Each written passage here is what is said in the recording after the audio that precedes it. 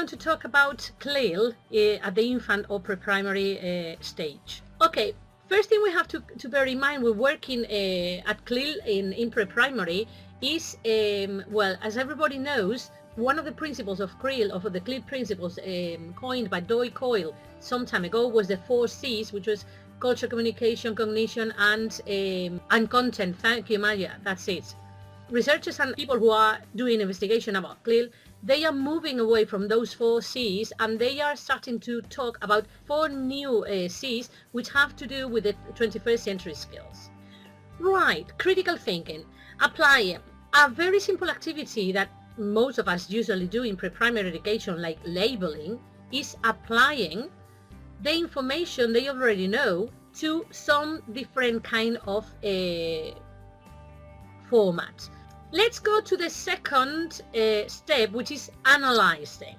Again, we go a step forward, which is a step a little bit more difficult from a cognitive point of view, because in this case, children don't have just to repeat things or to look for something. They have to look for something, analyze them, and give reasons, right? So in this case, this was the planned project. We went outside. Believe it or not, we have a little bit of a garden in our school. And what children have done was picking up a little plant that was in there, and they were analyzing the different parts of the plant on the real plant that they have in there. Okay, let's move on to the next step, which is evaluating. When we talk about evaluating, is that once the children have all this information, they have to do something with the information. Here we're doing an experiment, and when you do an experiment, you have to follow the scientific method. That is, you have to look at what you're going to do, the materials you use, you have to make hypotheses of what is going to happen after the experiment. Then you do the experiment, and at the end you evaluate the results. So this is what they're doing. They are experimenting how the plants absorb the water. In this case, this is the celery experiment. Once they are waiting for the experiment, because here you have to put a celery stick into dyed water, and then every 5-10 minutes they have to cut out a section of the celery stick to see if the vessels are dyed in red, which they really are.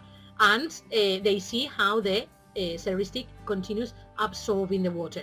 And then they have a register worksheet in which they have to go registering all the data they've got after evaluate them.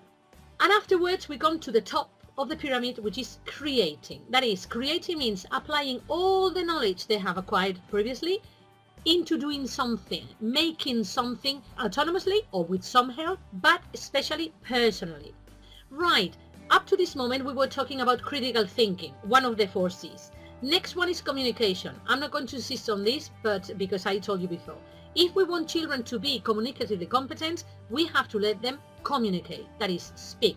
This is why the lessons or sessions are going to be noisier, because children have to speak. If you want them to be communicatively competent, they have to speak.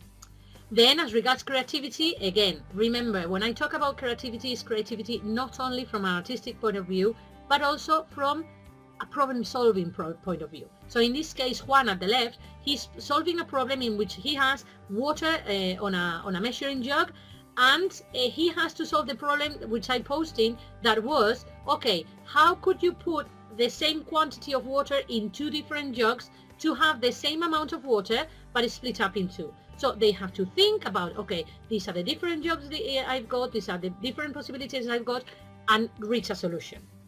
And the last C was collaboration. And again, collaboration, because children, from as regards acquiring knowledge or acquiring content in a second language, everybody starts from scratch, from the same level. So we need them to cooperate a lot. They need us as guides, as supporters of the learning, and cooperation is very important from the very beginning. So thank you very much for attending, and I hope to see you soon again.